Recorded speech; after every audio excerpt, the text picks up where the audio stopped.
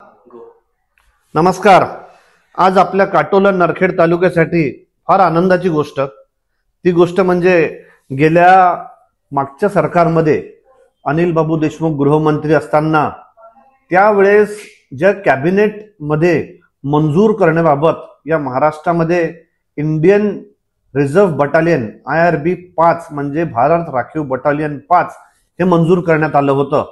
आणि हे मंजूर केल्याच्या नंतर आपण तिकडे त्याचा सातत्याने पाठपुरावा केला, त्याचा GR काढला आणि सातत्याने पाठपुरावा केला। पण हे सरकार 2.5 वर्षच टिकलं। 2.5 वर्षानंतर दुसरी सरकार त्या ठिकाणी आली, ठीक आहे, असो, पण त्या ठिकाणी पण आपण सातत्यपूर्ण पाठपुरावा या भारत राखीव बटालियन बद्दल केला।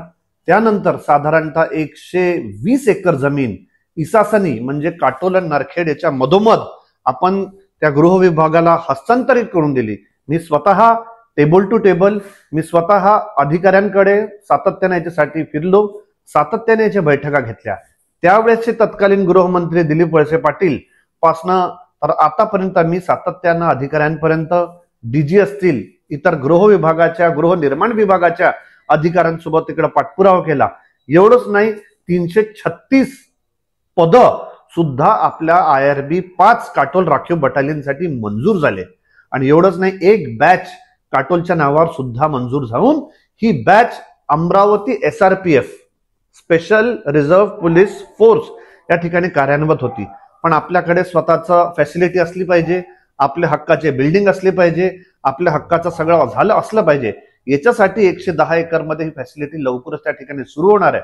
आणि एक आनंद गोष्ट म्हणजे आजच 58 कोटी रुपयाचा पहिला टेंडर, 58 कोटी रुपयाचा फेज 1 चा टेंडर त्या ठिकाणी आज पब्लिश झालाय। हे आपल्या सातत्यपूर्ण पाठपुराव्याला यश आहे। आपल्या सगळ्यांनी मला साथ दिला, त्याचं हे यश आहे। एक बॅच सुद्धा आपली त्या ठिकाणी निघून गेली आहे। येणाऱ्या काळामध्ये बरेचसे रोजगार या ठिकाणी आपल्याला या युवक मुलांना युवतींना त्या ठिकाणी भेटतील।